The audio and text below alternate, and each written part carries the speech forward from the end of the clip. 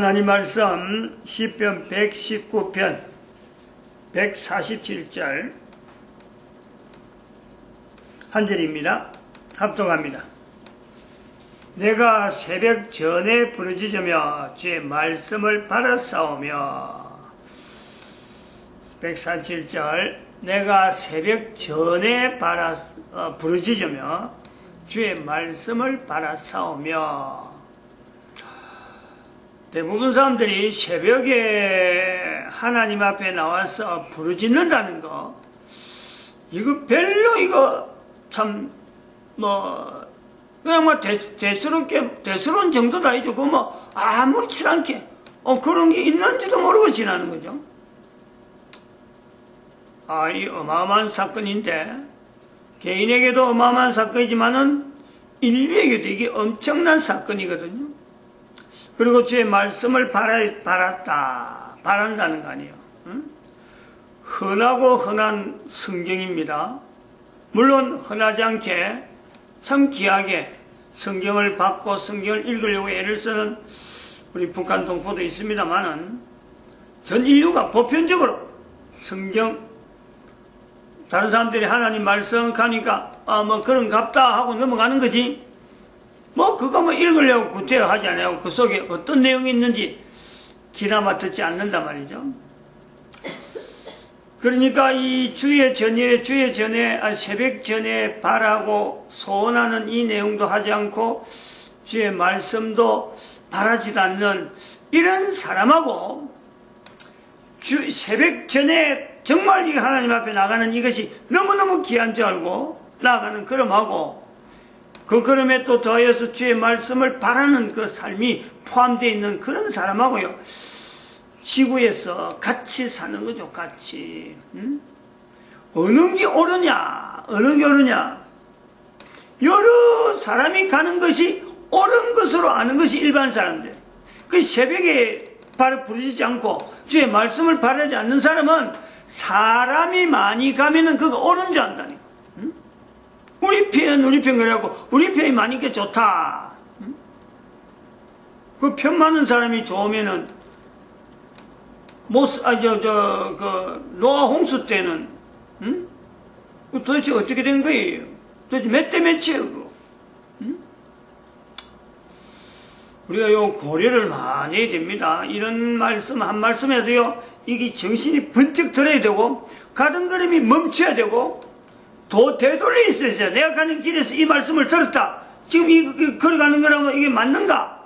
분명히 안 맞으면요, 완전히 180도로 돌려야 돼요. 180도로. 어떤 일을 하려고 내가 가고 있더라도, 하는 새벽 전에 내가 한 번도, 하나님 앞에 바라보지도 못하면서 내가 이걸 지금, 활약하고 있는가? 안 그러면 주의 말씀이 지금 있는데, 내가 분명히 주의 말씀인 줄 이야기 들었는데, 성경이 있는데, 거기서는 도대체 어떻게 내 상황을 비춰보고 있는지, 내가 거기에 합당한 걸음을 걷는지 비춰봐 가지고 정확하게 모르겠다 하면은 확인하고 가는데, 확인하고 가던 길에 뒤돌아서서 무엇을 하려고 했는지 모르지만요, 아직 긴장되게 이 말씀을 들어야 돼요. 그래야 사는 사람이 있는데 나는 그렇지 않고 살고 있잖아요. 교회의 노동시장 개입, 교회 노동시장 개입해갖고 어떤 형태냐, 복지형이 있는데 2012년부터 나타내려고 하는 이 교회 노동시장 개입을 하는 이거는 복지형이 아니다. 사회적 기업형이다. 사회적 기업형. 그리고 사회적 기업형은 노사 관계가 따로 없다. 이게 구분 안 된다. 바로 사용자는 이 노무자나 생노동자나 똑같은 입장에서, 똑같은 입장. 내가 사용자로서 한번 내가 쓰임받고 싶다. 나는 노동자로 쓰임받고 싶다. 요 위치 본인들이 결정하는 거예요. 본인들이. 그래갖고 거기서요, 어느 정도 해봐서 나도 한번 노동자금 대봐, 나도 사용자로서 노동자금 대봐야지.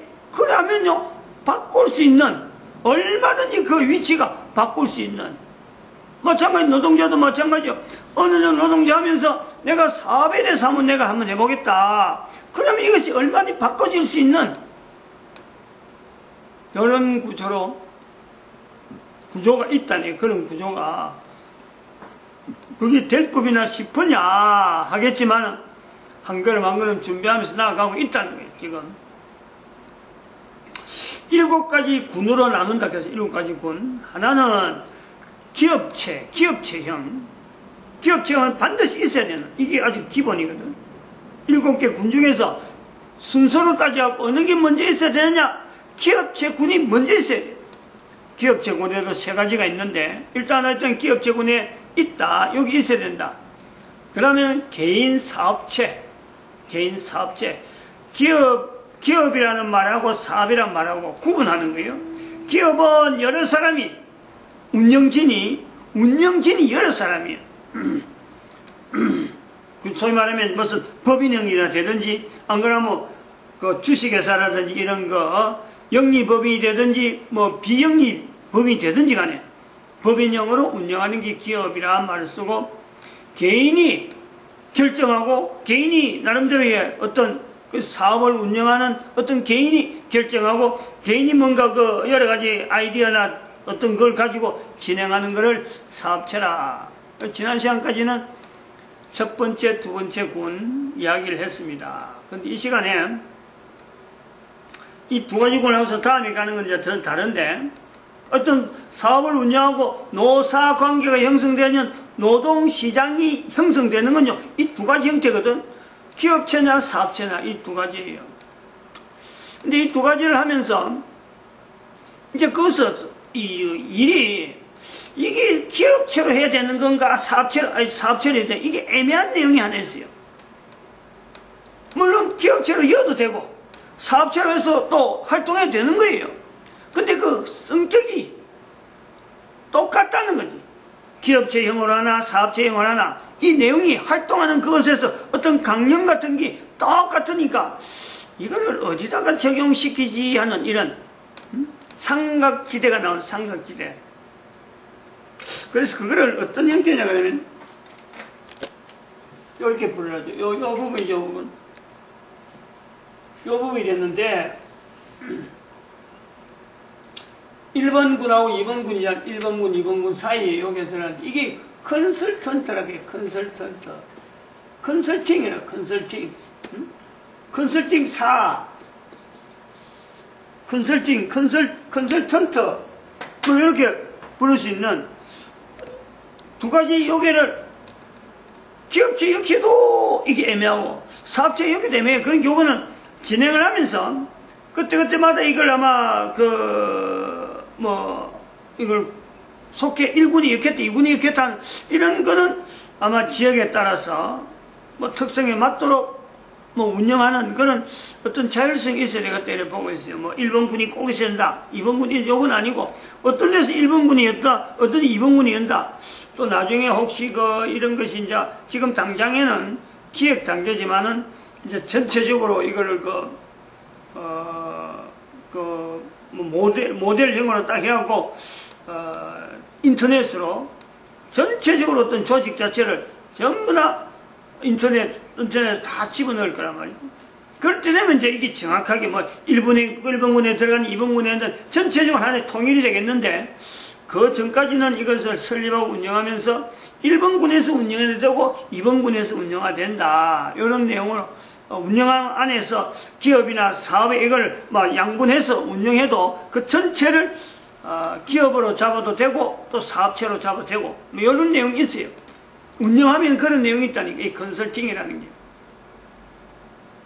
컨설팅이란 말 자체가 일종의 건설이잖아요. 건설. 세우는 거예요. 컨설트. 이게 이제 건설을 이야기할 자는데, 주로 이게 요즘은 그 상담이 발달되면서 카운셀링, 상담학이 발달되면서 기업 자체에 대해서 컨설팅이라 하는 이런 어떤 업체가 많이 생겨요. 그러니까 컨설트 가면은 이 어떤 건설을 어떤 뭐 세우는 쪽으로 해서 건설로 넘어가는데, 이거는 그냥 컨설팅이라 그래서 컨설턴트 뭐 이렇게 해서 나오는 내용은 그런 당장의 어떤 건설 회사가 아니고 기업이 뭐 기업, 사업이 뭐 사업체 이것을 세우는 거예요. 세우는데 그 세우는 형태가 여러 가지 있잖아요. 부도난 회사가 있을 거고, 부도난 회사 한 3가지 지금 요소가 있을 것 같아요. 부도 위기를 만났다. 그러면 개인도 그럴 수 있고 기업도 그럴 수 있고, 즉 사업체도 부도 위기가 닥쳐온다, 기업도 부도 위기가 닥쳐온다 라고 할 수 있거든요. 그리고 또 한편으로는 새로 신설하잖아. 신설. 개인이 신설하는 것도 있을 거고 또 기업형으로 새로 신설하는 내용이 있단 말이죠. 또 다른 것은 부도가 이미 나버리든지 안 그러면 어디 폐업을 했는데 그 설비가 남겨서 고스란히 남아있는데 그것이 너무 아까울 정도로, 개인은 뭐 돈이 없어 그런 거지 기술 같은 건 다 잠재하고 있는데 이미 부도가 났단 말이야. 사람은 모른다. 그래서 그런 것을 하나의 턴키로 개인 사업으로 유지하게 하든지 기업으로 유지하게 하든지 이런 것도 다 하나의 분야가 되죠. 그래서 크게는 이것이 개인이 하는 사업체가 나올 수가 있고 기업을 하는 기업체로 나올 수가 있다.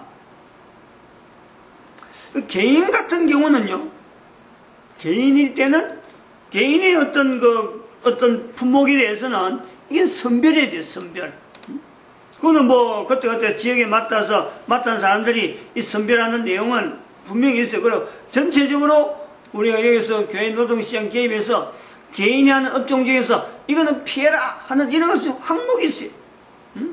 뭐 이건 사회가 싫어하는, 사회적으로 이거 위한 뭐 도박 같은 거, 그 개인이 한다고 해서 그거 뭐 건장하면 안 되거든. 그리고 술 먹고 담배 이거 유통시키고 마약 유통시키는 이런 건요, 아무리 돈이 생겨도 그건 안 되는 거예요. 안 되는 건 안 되는 거예요.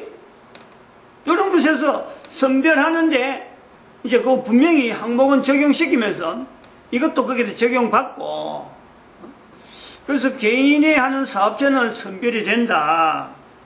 기업체는 항목이 정해져 있어요. 기업체는 여러 사람이 달라들어서 하는 거기 때문에 뭐 아무나 뭐 참 돈 된다 그래가지고 뭐 다 되겠지.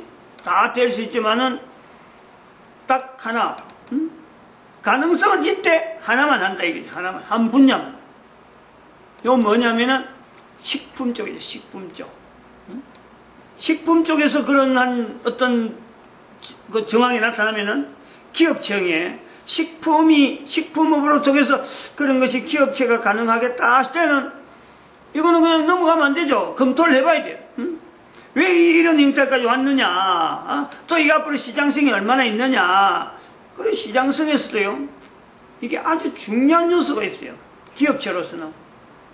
나중에 가서 이야기가 다시, 지금 여기서 이야기 나와도 되겠네.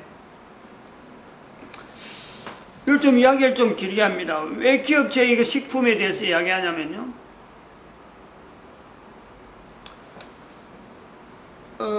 일반 그 제품, 사람들이 기계를 가공한다, 죽은 어떤 이런 나무, 플라스틱, 안 그러면 여러 가지 물체를 가지고 활용하는 이거는요, 어떤 표준 작업이 굉장히 발달했어요. 왜냐, 오랫동안 이것은 다루었기 때문에 전 세계적으로 그런 분야는요, 굉장히 표준화가 많이 되어 있어요. 저 입에서 표준화라는 말을 많이 쓰잖아요. 표준화 말이 나오잖아요. 이런 게 이제 제 개인의 특징이 있단 말이에요. 이 아무나 쓸 수 있는 단어가 아니에요. 쉽게 쓰는 것대로. 생산품이 표준화가 되어 있다. 이거는 그 생산품을 표준화로 만드는 표준 규격, 그것이 있어요. 표준 규격이기 때문에 우리가 지금 전기를 쓰는 거죠. 표준 규격이 있으니까 자동차를 굴리는 거예요. 표준 규격이 있으니까 비행기나 뭐 여러 가지가 그냥 우리 주변에서요 막 돌아다니는 거예요. 쇳덩어리인데 그런 표준 규격을 만들어놓고 그 속에 딱 들어와서 이런 식으로 하지 않으면 안 된다, 딱 정해놓은 거예요. 그것이 이제 나라 단위가 있고 세계적으로 발달한 그런 내용에서 KS라는 게 KS. 우리나라는 코리아 스탠다드스 이래갖고 한국 품질 표준이라. 전에는 그냥 한국 표준이라 그래갖고 한국 표준화 이래야 되는데 지금은 거기다가 품질 표준을 였는가 그럴 거예요. 품질이라는 말이 한마디 들어가요. 일본은 지스예요, 지스.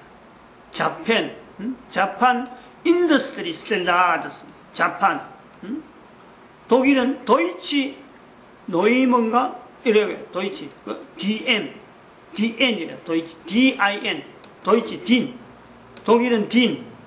미국은 다양한 내용이 있는데 미국에도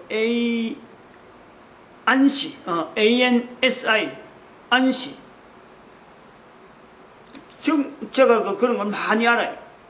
여러 나라의 어떤 규격을 많이 다뤄봤기 때문에 많이 알아요. 근데 이 식품은 그게 약해요. 표준이 약해요. 대한민국은 지금 식품에 대해서 표준화 시키려고 여러 가지 지금 전복하는 하나의 지금 과도기에 있어요.